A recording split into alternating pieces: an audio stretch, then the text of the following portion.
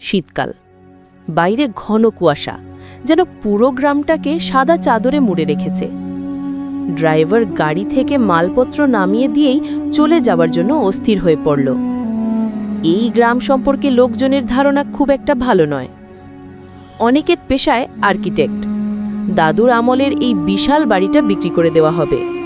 প্রমোটাররা কেনার আগে একবার বাড়িটা সার্ভে করতে বলেছে, তাই অনিকেতের এই আশা। সাথে আছে পুরনো কেয়ারটেকার রফিক চাচা। বয়স হয়েছে, কানে কম শোনেন, কিন্তু এই বাড়ির প্রতিটি ইটকাঠ তার চেনা। রফিক চাচা হারিকেন হাতে এগিয়ে এলেন। আইসেন ছোট বাবা, বড় দেরি হইয়া গেল, গ্রামের রাস্তাঘাট ভালো না। অনিকেত হাসল। রাস্তা চিনতে একটু ভুল হয়েছিল চাচা, তুমি চিন্তা করো না, আমার রুম রেডি তো। দোতলার দক্ষিণ দিকের বড় ঘরটা ঠিক করছি, কিন্তু রফিক চাচা আমতা আমতা করলেন। কিন্তু কি? আইজ রাইটটাকে নিচতলায় থাকা যায় না? দোতলায় অনেক দিন কেউ থাকে নাই। অনিকেত কথা কানে তুলল না। সে যুক্তিবাদী মানুষ, ভূতপ্রেত বিশ্বাস করে না। সে সোজা দোতলায় উঠে গেল। বিশাল বড় ঘর, পুরনো আমলের পালঙ্ক, দেয়ালে ঝোলানো তৈলচিত্র আর বাতাসে একটা ভ্যাপসা গন্ধ, যেমনটা অনেকদিন বন্ধ ঘরে থাকলে হয়। ফ্রেশ হয়ে ডিনার সেরে অনিকেত ল্যাপটপ নিয়ে বসল। চারদিক নিঝুম। গ্রামের নিস্তব্ধতা শহরের মতো নয়, এর একটা নিজস্ব ওজন আছে। ঝিঝি পোকার ডাক আর দূরের কোনো শেয়ালের হুক্কা হুয়া ছাড়া কোনো শব্দ নেই। রাত যখন 12টা, তখন প্রথম অদ্ভুত ব্যাপারটা ঘটল। অনিকেতের ঘরের ঠিক পাশেই একটা সরু করিডোর চলে গেছে বাড়ির উত্তর দিকে। সেখানে একটা ঘর আছে যেটা তালাবন্ধ। রফিক চাচা বিকেলে চা দেওয়ার সময় বলেছিল, ছোট বাবা, উত্তরের ওই ঘরটার দিকে যাইয়েন না, ওটা আপনার বড় জ্যাঠামশাইয়ের ঘর ছিল। উনি মারা যাওয়ার পর থেকে ওটা খোলা হয় না।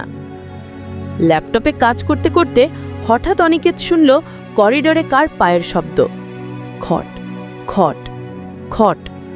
শব্দটা ভারী বুটজুতোর মতো। অনিকেত ভাবল রফিক চাচা হয়তো কিছু দনকারি কাজে এসেছেন। সে ডাকল, চাচা, কিছু লাগবে? কোনো উত্তর নেই।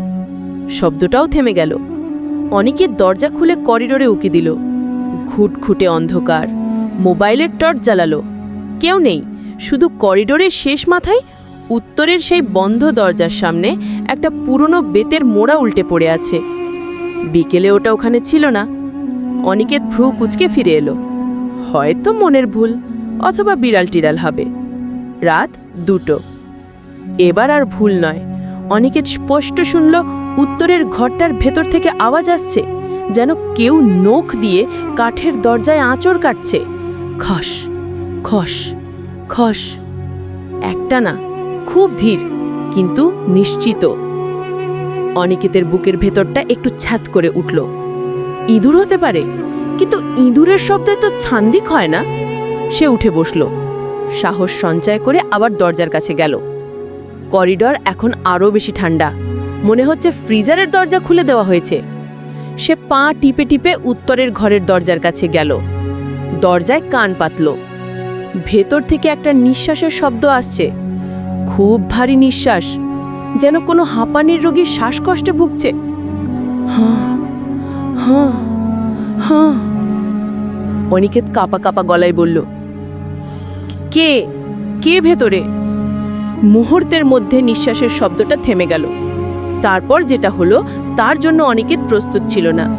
দরজার ওপাশ থেকে খুব নিচু স্বরে কেউ একজন ফিসফিস করে বলল, অনি, তুই এসেছিস?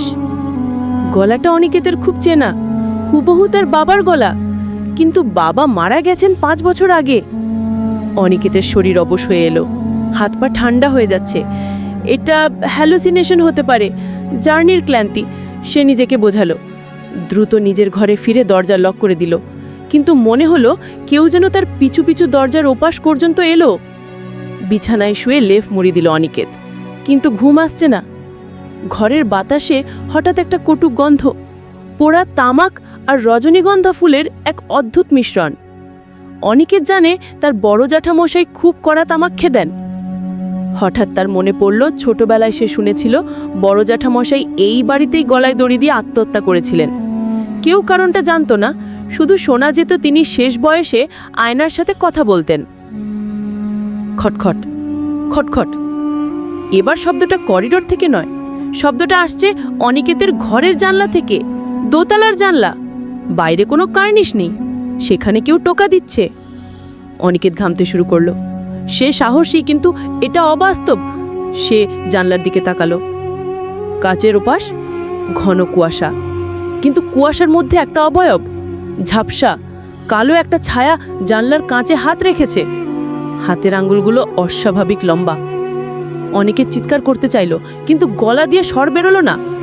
ছায়াটা ধীরে ধীরে সরে গেল। তারপর ঘরের বাতিটা দপ করে নিভে গেল। লোডশেডিং। অন্ধকার ঘরে অনিকেত অনুভব করলো সে একা নয়। ঘরের কোণে ইজি চেয়ারটার উপর কেউ বসে আছে। ইজি চেয়ারটা ক্যাচ ক্যাচ করে দুলছে, অথচ একটু আগে ওটা স্থির ছিল। অনিকের মোবাইলটা খুঁজতে লাগলো, হাতড়ে পেল না। ইজি চেয়ারের শব্দটা থামলো। তারপর একটা খসখসে যান্ত্রিক গলায় কেউ বলে উঠল, বাড়িটা বিক্রি করিস না অনি, আমরা কোথায় থাকবো? অনিকেত আর সহ্য করতে পারল না। সে অন্ধকারের মধ্যেই দরজার দিকে দৌড় দিল। লক খুলতে গিয়ে হাত কাঁপছে। ওপাশে ইজি চেয়ার থেকে কেউ উঠে আসছে তার দিকে। মেঝের উপর ভারী পা ফেনার শব্দ, ধপ ধপ। দরজা খুলে কোনো মতে করিডোরে বেরিয়ে এলো। রফিক চাচাকে ডাকার জন্য চিৎকার করতে যাবে, তখনই দেখলো উত্তরের সেই নিষিদ্ধ ঘরের দরজাটা হাট করে খোলা, আর সেই অন্ধকারে দাঁড়িয়ে আছে রফিক চাচা। না, রফিক চাচা নয়। রফিক চাচার গলার স্বরে অন্য কেউ কথা বলল। তার হাতে একটা লণ্ঠন, কিন্তু আলোটা নীলচে। ছোট বাবা, আমি তো মানা করছিলাম দোতলায় থাকতে, এরা নতুন মেহমান পছন্দ করে না। রফিক চাচার মুখটা কেমন যেন বিকৃত, চোখ দুটো সাদা, মনি নেই। তিনি হাসলেন, কিন্তু সেই হাসিতে কোনো প্রাণ নেই। অনেকের জ্ঞান হারানোর আগে শুধু দেখল খোলা উত্তরের ঘরের ভেতর থেকে অসংখ্য ছায়া বেরিয়ে আসছে তার দিকে। পরের দিন সকাল, গ্রামের লোকেরা যখন অনিকেতকে উদ্ধার করলো, সে বাড়ির গেটের বাইরে অজ্ঞান হয়ে পড়েছিল। জ্ঞান ফেরার পর অনিকেত কাউকে কিছু বলেনি, শুধু জ্বরে গা পুড়ে যাচ্ছিল। ডাক্তার বললেন সিভিয়ার প্যানিক অ্যাটাক আর হাই ফিভার। রফিক চাচা সকালে এসে বললেন, ছোট বাবা, রাইতে কি ভয় পাইছিলেন? আমি তো রাইতে নিজের ঘরেই ঘুমাইছি, আপনি চিল্লাইলেন কেন? অনিকেত রফিক চাচার দিকে তাকালো। একদম স্বাভাবিক মানুষ, গত রাতের সেই ভয়ঙ্কর রূপের ছিটে ফোঁটাও নেই। অনিকেত কিছু বলল না। সে জানে সে যা দেখেছে তা মনের ভুল হতে পারে না। দুপুরের মধ্যে অনিকেত গাড়ি নিয়ে ঢাকা রওনা দিল। প্রমোটারকে ফোন করে জানিয়ে দিল এই বাড়ি সে বিক্রি করবে না, আর কখনো ওই গ্রামে ফিরেও যাবে না। ঢাকায় নিজের ফ্ল্যাটে ফিরে আয়নার সামনে দাঁড়িয়ে মুখ ধুচ্ছিল অনিকেত। হঠাৎ তার নাকে আবার সেই গন্ধটা এলো, পোড়া তামাক আর রজনীগন্ধা ফুলের। চমকে উঠে পেছনে তাকালো, কেউ নেই। আবার আয়নার দিকে তাকালো। আয়নায় তার নিজের প্রতিবিম্বের ঠিক পেছনে বাথরুমের দরজার ফাঁক দিয়ে কেউ একজন উকি দিচ্ছে, একটা ছায়া, আর তার আঙুলগুলো অস্বাভাবিক লম্বা। অনিকেত বুঝতে পারল সে একা ফেরেনি। উত্তরের ঘরের অন্ধকার তার সাথে করে শহরে চলে এসেছে।